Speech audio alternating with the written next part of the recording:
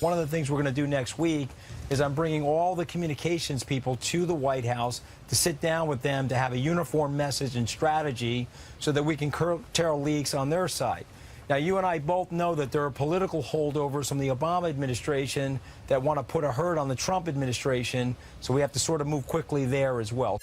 But first, after 7 years of promises, the GOP in the Senate has failed to deliver for you, the American people, and blame now falls at the feet of a handful of Republican senators. Tonight, we will be naming names in our very important opening monologue. Senate Republicans, they suffered a major setback earlier today as they tried to rid you, the American people, of the burden that is Obamacare. Now, there's still time for Republicans to get something done. We'll have an update here from Washington later in the program. But first, Republican lawmakers, they failed to move forward on a clean repeal of Obamacare. Now, keep in mind, back in 2015, this is the same bill. Barack Obama was the president. The Senate voted on and passed a similar bill. They sent it to Obama's desk, where he eventually vetoed that. So apparently, all of that was just for show. And all the talk, all the rhetoric we have heard over and over again for 7 years was just that. Empty talk, rhetoric. It meant absolutely nothing. Now, these senators, Susan Collins of Maine, West Virginia's Shelley Moore Capito, John McCain of Arizona, Bob Portman of Ohio, Lamar Alexander, Tennessee, Lisa Murkowski, Alaska, Dean Heller, Nevada. Now, these senators have put Republican advantages in Congress now in jeopardy. And that means the president may not be able to enact the agenda that you voted for in November. Now, if Democrats in 2018, if they end up taking control of Congress, it's these Republicans we're naming that will be to blame. They inexcusably, they broke a vow that they made to you, a very important vow. And these Republicans, to me, they have no credibility left. They had their chance. They blew it. And frankly, they are the epitome of the Washington, D.C. sewer and swamp from which I'm broadcasting tonight.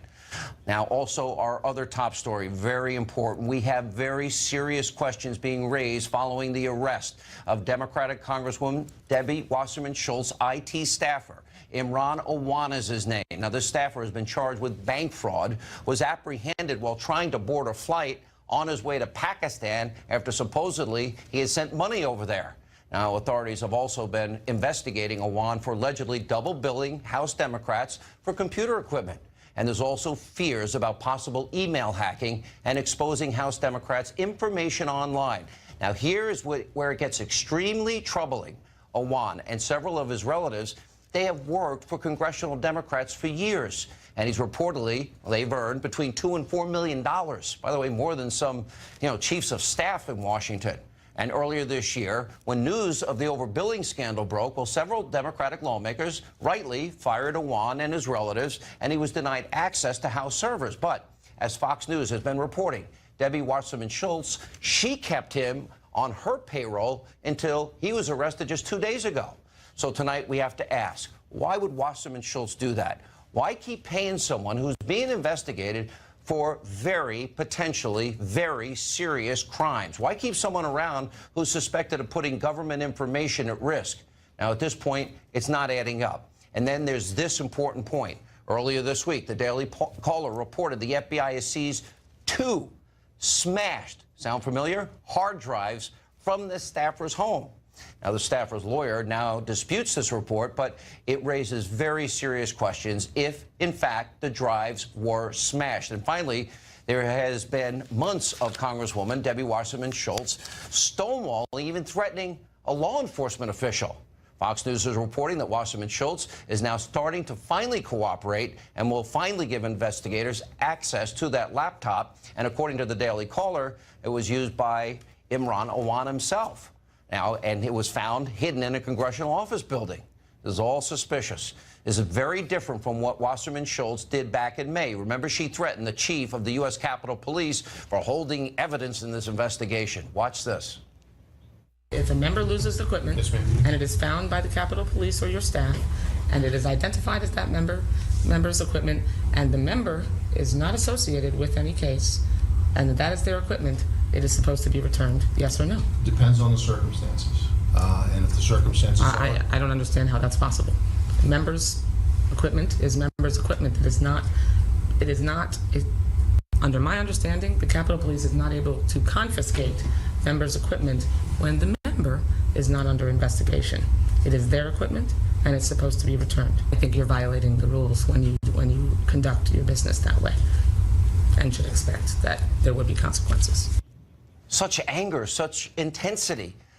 Pretty shocking. So, what was Congresswoman Wasserman Schultz attempting to do there? Did she really just want her equipment back, or was she trying to interfere with an investigation? Did she have something to hide? Now, it certainly sounds a lot like the latter. Now, just like all the other scandals, we have been reporting, and of course the establishment, fake news, destroy Trump media has been ignoring. We're demanding Congress, the Department of Justice, tonight, look into this IT staffer scandal and Congresswoman Debbie Wasserman Schultz and her role in all of this. It needs to be investigated. It's beyond troubling. And when it comes to this investigation, why are Democrats always given a pass for obstruction? You know, even destroying evidence again and again. For example, with all the talk about Russia and Trump and the campaign and collusion and the Trump campaign and Russia. All right, Hillary Clinton, I don't know anybody in the Trump campaign or the Trump administration that deleted 33,000 emails, used acid wash or bleach bit to delete these things. Remember, also, Hillary had her aide, remember, smashing with a hammer BlackBerries and iPhones, and her lawyers turning over mobile devices to the FBI. Oh, but they didn't have the SIM card, so they were rendered meaningless to the FBI.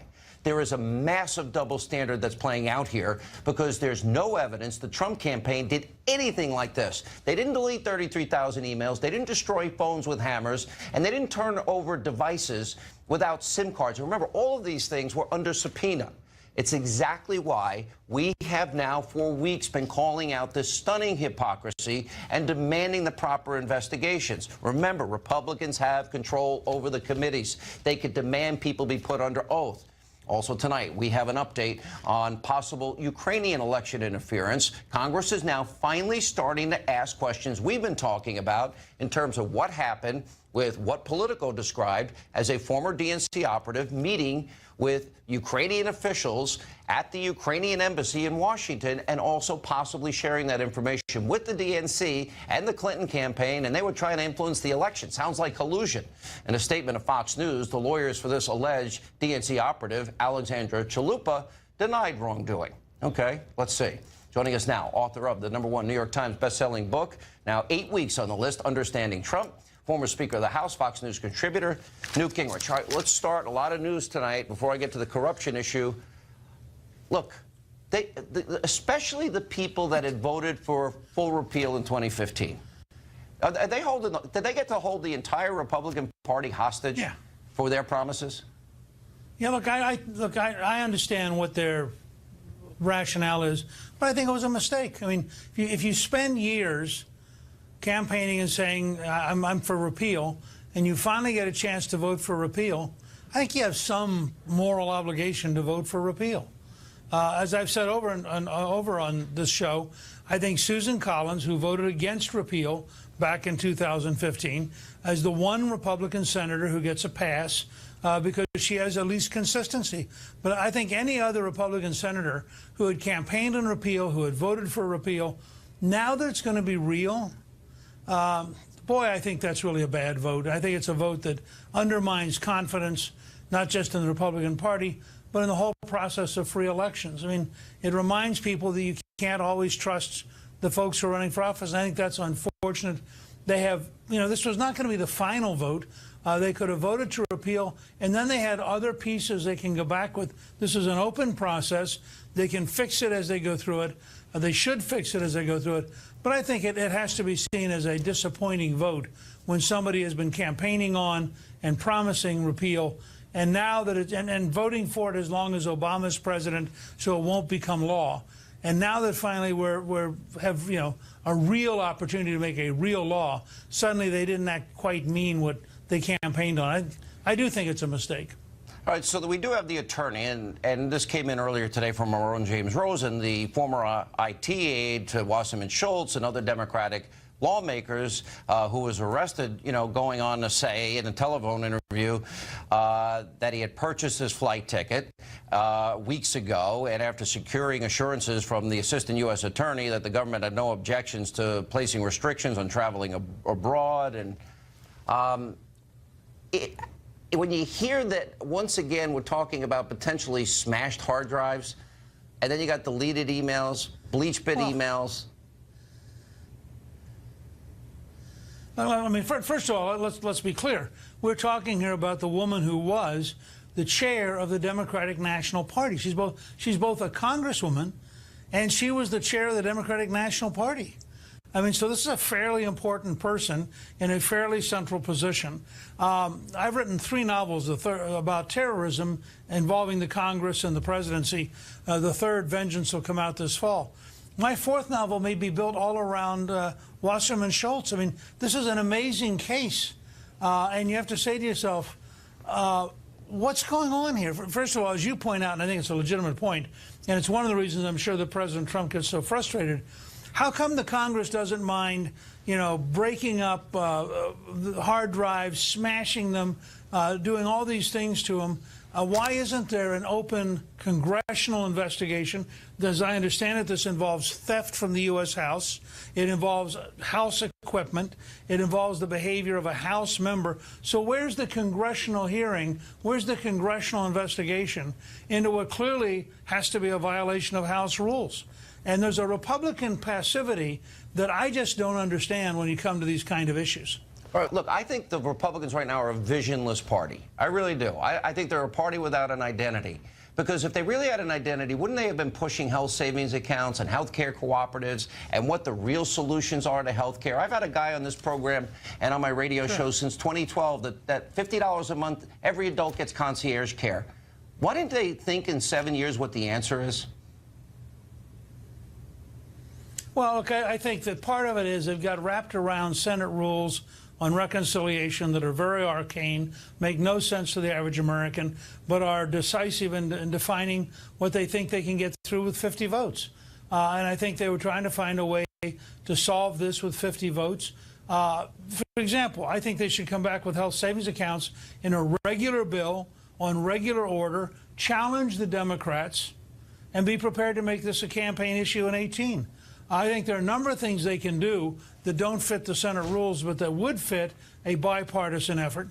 I am candidly for whatever they can get through, and then let's go to the next health bill in regular order where you've got to get 60 votes, quit messing around with all these fancy Senate rules, and put the Democrats, put some heat on the Democrats. Are they for people having health savings accounts, or is the only thing they want socialized medicine run by the government? Should every Republican around the country tonight feel disappointed, let down, betrayed? Are those fair descriptions, accurate adjectives for them? Sure. Look, sure. And I think that the Republicans who had voted in the past for repeal when they knew that Obama would stop it ought to be getting phone calls and emails and a pretty good bit of heat from back home. I think that's perfectly legitimate. But I'm also sympathetic to Mitch McConnell's challenge, which is, in the real world right now, what can he get 50 votes for so that Mike Pence can break the tie, Vice President Pence, and we can get something passed? I am for the biggest thing they can pass right now, and then I'm for immediately having them come back under regular order and begin to do the kind of things you and I believe in, which is practical, common sense, market-oriented reforms that allow people to take charge of their own lives and allow people to work directly with their own doctors. And I think that that's just going to be a longer process. I wish it wasn't. I wish we had 51 or 52 Republicans willing to be a little more courageous. We've got, in all fairness, we've got 45 or 46 who are being pretty stable. But the last 5 or 6, we've just not been able to get across the goal line. All right, we'll take a break. We'll have more with Newt Gingrich. I have a lot more questions about Debbie Wasserman Schultz. And later tonight, we'll continue with new White House Communications Director Anthony Scaramucci. He's already started combating the deep state. We'll get his take straight ahead. To institute Buy American and Hire American, and all of those policies, and to pursue the steps necessary to revitalize American industry, including repealing and replacing Obamacare. We better get that done, fellas, please. Mike.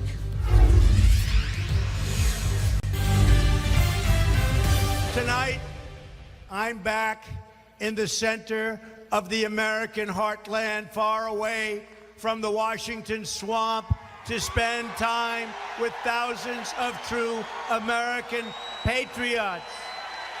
I'm here this evening to cut through the fake news filter and to speak straight to the American people. That was the president on offense last night, bypassing the fake news media, taking his message directly to the American people. We continue with former Speaker of the House, Fox News contributor, author of the now 8 weeks in a row bestseller, Understanding Trump. Congratulations, Mr. Speaker. All right, I have a hard time understanding something. And maybe I'm just a simple guy. I think if I was under subpoena to hand over emails that end up having classified, top secret, special access program information on a secret server, if I deleted 33,000 of them and some of them were in that category, I think I'd be in trouble. If they subpoenaed my BlackBerry and iPhones and I smashed them with a hammer, a lot of them, I think I'd be in trouble. If I acid washed my computer with bleach pit, I think I'd be in trouble. If I made a deal and gave 20% of America's uranium and ends up people involved in the deal were kicked back $145 million to me, I think I'd be in trouble. How come nothing ever happens to these cases? And then, compare that to what you see with Wasserman Schultz. But let me say, first of all, the Wasserman Schultz case is so crazy that, and again, if you want to understand why President Trump sometimes gets really frustrated, you look at a Donald Trump Jr., who releases all of his emails, puts them out there, says, here, everybody can read the emails. No subpoena, no legal requirement. He puts them out. Then you look at Wasserman Schultz's behavior and Hillary Clinton's behavior, and you have to say to yourself, well, how come the news media is going after Don Jr., who's open and sharing all this, and they're somehow, trying not to do these other things? And I think and I'm told that some of the networks have still not covered Wasserman Schultz and this whole issue of this guy who was trying to go to Pakistan, who had apparently stolen lots of money from the Congress. The fact that they had destroyed some of the IT equipment. This is exactly what the deep state and the swamp are all about. There's a double standard. Now, I'll tell you about a conversation I had this morning, because I asked a group of very sophisticated conservative leaders that former Congressman Bob McEwen had gotten together. And I said to him at one point, I don't understand why the House and Senate Republicans are not investigating the real corruption of the Clinton Foundation and the money from Russia, et cetera. And their answer was, there are a lot of Republicans who are afraid of the Clintons, that the Clintons still have so much latent power and have so many connections in Washington establishment that they're just afraid to take them head on. And I thought, what a pathetic situation when you have control of the Judiciary Committee in the House, control of the Judiciary Committee in the Senate, and you can't figure out how to say, these are real crimes. I'm for getting to the bottom of Russian influence, but by the way, 95% of that's going to turn out to be the Clintons and the Democrats, not going to be President Trump. And yet, there's no evidence anywhere of anyone taking it seriously. Listen, I believe the Republicans have an obligation to call in Loretta Lynch, James Comey, even Robert Mueller at this point, because of all the conflicts of interest in the people that he's hiring. And then I bring in Hillary Clinton and John Podesta and Chalupa and Debbie Wasserman Schultz and Robbie Mook. If we're going to bring in Jared and Don Jr., but there's also the Attorney General. I know the president was frustrated by recusal. Is it possible we don't know what the Attorney General is doing because he's keeping it private? Well, I think the Attorney General is doing a lot. And I think that in areas that don't involve Russia, he is moving the Justice Department towards exactly the kind of things that President Trump wants. They have been very aggressive in rounding up criminals from MS-13. He's in the early stages of a real fight over sanctuary cities, and I think he is rocking some of those cities pretty decisively.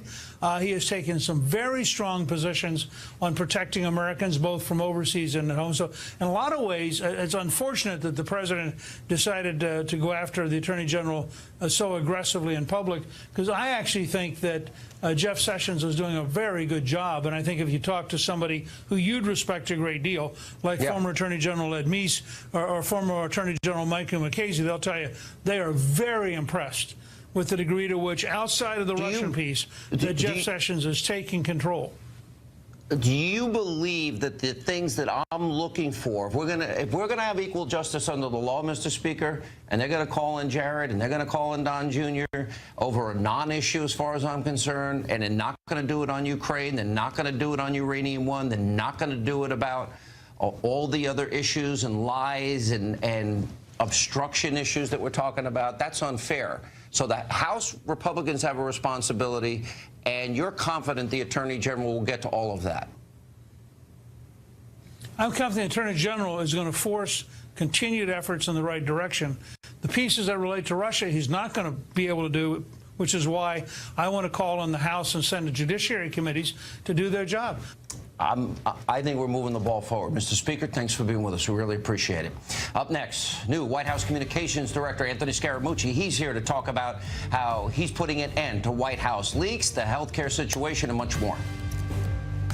If there are senior people inside the administration that are trying to get them to leak information on each other, we're getting that to stop right now, because that does not serve the president. It doesn't serve his agenda. I see the next generation of American leaders. I see the promise of our future. I see the strength and love of the American spirit. And because of young people like you, I am more confident than ever in the future of the United States.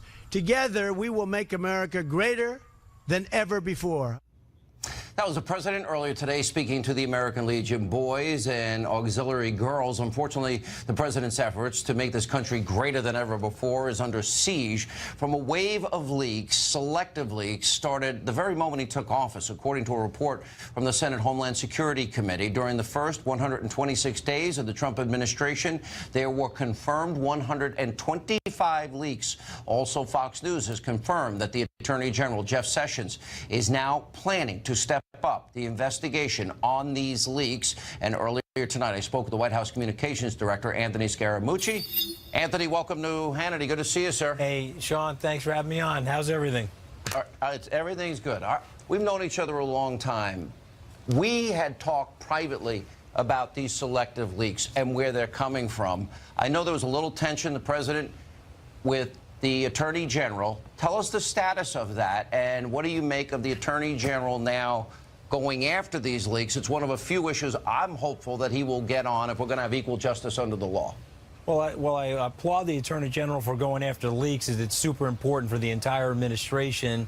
Even if we got the leaks, Sean, into the bell curve of other administrations, it would be way better for our administration. So we've got to get that done no matter what. Some people think that we're naive, and when I've said I'm going to get rid of the leaks, I know I'm in a cesspool called Washington, or a swamp called Washington, so it'll be virtually impossible to get rid of every leak, but I think we can take dramatic steps to get rid of leaks. Now, one of the big problems here that I'm discovering in the comms team is that senior people are really the guys doing the leaking, and they ask junior people to leak for them. And so I'm very proud to be reporting directly to the president so that I can hermetically seal off the comms team from this sort of nonsense. And so I think that'll be a very big step forward in reducing some of the leaks that are coming from the White House. As it relates to the interagency things, I think that'll be a little bit harder, but one of the things we're going to do next week is I'm bringing all the communications people to the White House to sit down with them to have a uniform message and strategy so that we can curtail leaks on their side. Now, you and I both know that there are political holdovers from the Obama administration that want to put a hurt on the Trump administration, so we have to sort of move quickly there as well. So those are the steps that we're taking. I think Attorney General Sessions is more focused on what I would call the interagency stuff, which is actually illegal. So there's things coming out of law enforcement agencies or intelligence agencies that are illegal. We've got to stop that, too. A lot of people that I know that have been working very closely on all of these issues, especially the leaks from what we call the deep state, they're telling me there's going to be a lot of people associated with the last administration. And we know for a fact that a lot of the leaks, we believe, are coming from the Obama administration, some of the holdovers, and that some of the top positioned people in the last administration are the ones directly involved in all of this. Is it your goal to get to the bottom of that, as you have told your staff, that if they leak, they're out? Well, unfortunately, that situation's outside of my purview. that's more in the Attorney General Sessions category, and I do think he's got a good process he's going to put in place and will eventually unveil to get rid of those. What I've got to focus on is the 40 or so people in my staff. Listen, we're going to let the people go if we have to. Unfortunately, we let somebody go yesterday, but I've told people that if there's a civil war and people are fighting internally, we have to dial that down. I don't think you can let people go per se just for the sake of letting them go. I think we have to give them a chance, Sean, or give them some level of amnesty to see if they'll stop and work together. But I'll move very quickly if they cannot do that, because I have the president's authority to do so. You have been very confident and outspoken that the Attorney General, in spite of some of the president's tweets, I know he's upset about the recusal issue. I actually agree with the president fully on that. But you're confident that that will all work out between the Attorney General and the president? I sort of think so, because I know both of them so well, and I know the president's upset right now. But my guess is that it will. But if it doesn't, Sean, it's up to the president. What I don't want to do is I don't want to get in between a cabinet secretary and the president. But what I do want to do is I like healing divides. I like putting people together and forming a bridge between people. And so hopefully we'll be able to do that. But if we can't do that for whatever reason, then we'll let the chips fly. We all serve at the discretion of this great president, and we'll have to see where it goes. But what I was saying earlier today, and I want to emphasize on your show, is that the president's style, whatever you think of his communication style, his management style, let me just immediately display the results. There's $10 billion of net worth.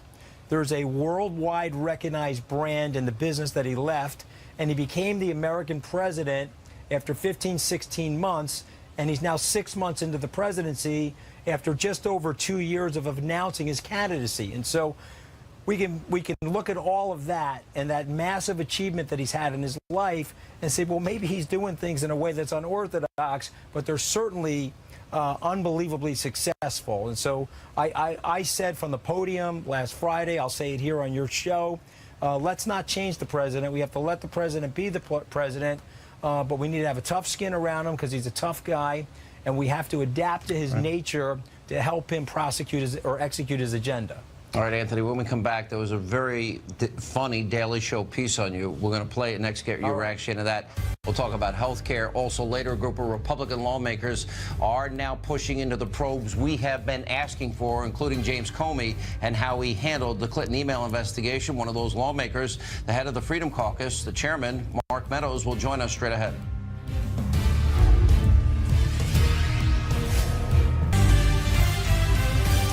And welcome back to Hannity as we continue with White House Communications Director Anthony Scaramucci. All right, did you see the Daily Show piece that shows you and the president, same gestures, back and forth from the podium? All right, let's play it for our I'm one of audience. the 4 million people that've seen it, Sean. Yes, I saw it. Let me play it for the audience. Getting the simplest point. There's a lot of people.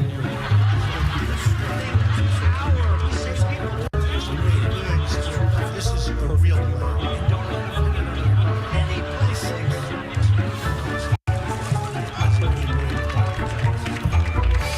you.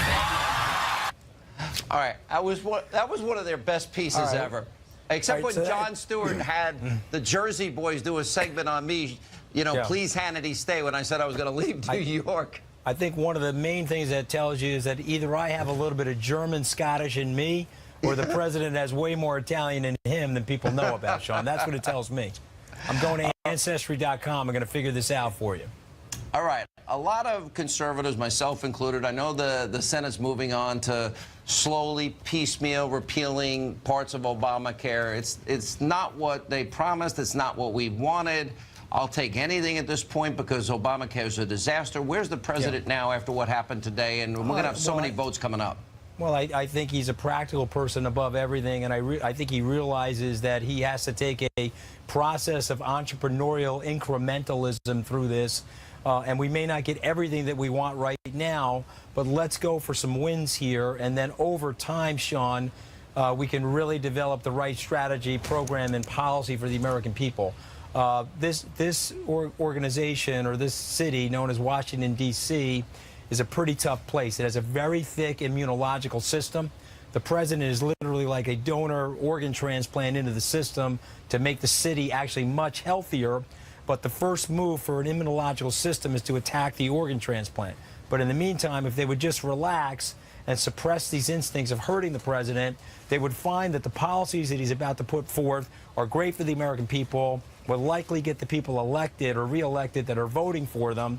But I just think there's a lot of bad habits to break in this town, and we're going to work on it one step, one day at a time to make that happen. How confident, because I think the most important part of the president's plan beyond ending Obama-era regulations, certainly the Supreme Court was huge, and he's been working on the regulations. Sure. I do believe energy jobs, middle-class tax cuts, the corporate tax cuts, repatriation money, and of course then later tax reform. Yeah. Do you anticipate difficulty with the Republican Party that has been so slow and frankly lacking vision and identity? Well, I mean, in some ways, yes, but in a lot of ways, not, because I do think the mantle of leadership that the president's providing now to the Republican Party, most of these guys are smart enough to take the baton from him and to start running with it. And so all of those things you reference are really good common sense things, Sean. And so my guess is that over time, we're going to gravitate into those areas. We announced here at 5 o'clock a new jobs initiative. New plants moving into the United States from overseas are going to create new jobs. There's a tremendous amount of positive things that we're seeing reflected in the stock market and in consumer confidence and CEO confidence just from the president's leadership now. If we can just move in concert with the Republican legislature, at least the members that are Republican, that would be phenomenal. But I do predict that we will get some blue state voters, some blue state Democratic senators that would at least vote on tax reform. And so I'm very optimistic about this. We need the tax plan first. That's true. But one of the things we're going to do is we're going to hit this every single day, and I think we're going to be disruptive in the way we communicate as well, Sean. All right, Anthony Scaramucci, congratulations on your new job and all the best. All right, when we come back, a group of Republican lawmakers today are calling for a new probe into James Comey's handling of the Clinton server scandal. Freedom Caucus Chairman Mark Meadows will join us next to explain. And welcome back to Hannity as we continue from the sewer in the swamp of Washington, D.C. Now, for weeks right here in this program, we've been calling for lawmakers and the DOJ to do their jobs and look at scandals that are going unnoticed by the mainstream destroy Trump establishment media. Now, a group of GOP lawmakers, finally, they're pushing for a probe into James Comey's handling of the Clinton server scandal. Joining us now from Washington, someone who has been briefed on the legislation, Freedom Caucus Chairman, frankly, the only guys I trust in D.C. right now, the Freedom Caucus, Mark Meadows. All right, this is great. Tell us about Comey. Will you also include Loretta Lynch and Hillary Clinton and Ukraine and Uranium One? I have a pretty long list right now. Well, we do have a long list, Sean, and as you know, the American people, indeed your viewers, are looking at this and saying, why did you allow Loretta Lynch to mislead the American public and allow Director Comey to actually collude with her in doing that, to say that it was a matter and not an investigation. And so not only will it go into all of those details, but we're asking for documents. And so, I'd love to take credit for this, but actually this is Jim Jordan, Matt Gaetz, and Andy Biggs, Mike Johnson. A group of them have got together to put forth a resolution that says that we want the documents, and indeed they are filing another document that calls for a special prosecutor to say, let's get to the bottom of it. If we're a nation of laws and we've got a special counsel now for the whole Russia event, let's go ahead and get to the bottom of it. I can tell you that my constituents want us to look at that. All right. So all of these things that I have been talking about, during the election, every day I decided to talk about people in poverty on food stamps, out of the labor force that can't buy homes. Now I think every day until Congress does its job, and they have control of the committees, and they do the investigations, especially in light of how Democrats are treating the Trump administration, that we've got to have equal justice under the law. And I'm calling on them to do their job on all those cases. Will all of that happen? And Republicans should. They're in charge, right? Right. I mean, we were given the White House, the Senate, and the House, and so we need to do that. Lady Justice is blindfold. And yet sometimes what we've done is we've ignored what happened in the previous administration, saying, well, the past is the past. But as we look at that, we now have had things that have come to light in all of this as the Russian atmosphere has taken over the media headlines. We've also started to see that there's a whole lot that has happened. And indeed, there was a government trying to interfere with the election. It was the United States government trying to make sure that Hillary Clinton was the next president. So we need to get to the bottom of that. And that's why my good friends and colleagues in the House Freedom Caucus put forth a resolution in the Judiciary Committee, and we're going to force a vote. And I believe that Republicans need to come to the defense of the president. I remember the day when health care failed in the House. We had a long conversation that Friday, and we talked at length that weekend, and you told me that it will work out, and it did work out in the House. A lot of work. I know you were up to your eyeballs in making that happen. Right. You saw what happened in the Senate today. You have all these members that voted for repeal 2015, didn't vote for it today. Right. I know they're talking about the skinny repeal and then going to conference. What are your thoughts on where this ultimately ends up? Well, I'm disappointed that 7 senators who voted for it before chose not to vote for it today. I mean, I don't understand that. How do you explain that to your constituency? You said it was okay when President Obama was in place to vote for it, but now that someone would actually sign it into law, I'm going to vote against it. So I don't understand that, but I can tell you that what happened is a few hours ago, I met with senators as we're trying to get to some kind of agreement on the repeal and replace. I haven't given up on actually having more than a skinny version come out of the Senate, but I can tell you that even if it's just a skinny version, what we're going to do, and by that, for your viewers, it really becomes a vehicle, not that it gets signed into law, just that we bring the House and Senate together, we go to conference, we stay engaged, stay here in August, get it done for the American people to lower those premiums and make sure that we cover those pre-existing conditions. Right. So I'm still optimistic, Sean, that we can do that.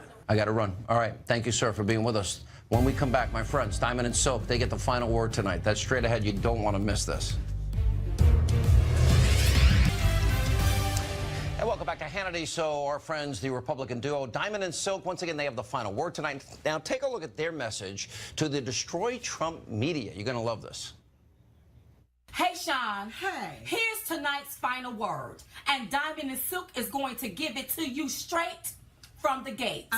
Now, it looks like the media has been spinning their narrative all day. All day. We can both see it with all 8 of our eyes. That's right. Anytime they spread accusations, allegations, speculations without accurate information, it's the equivalent of fake news. That's right.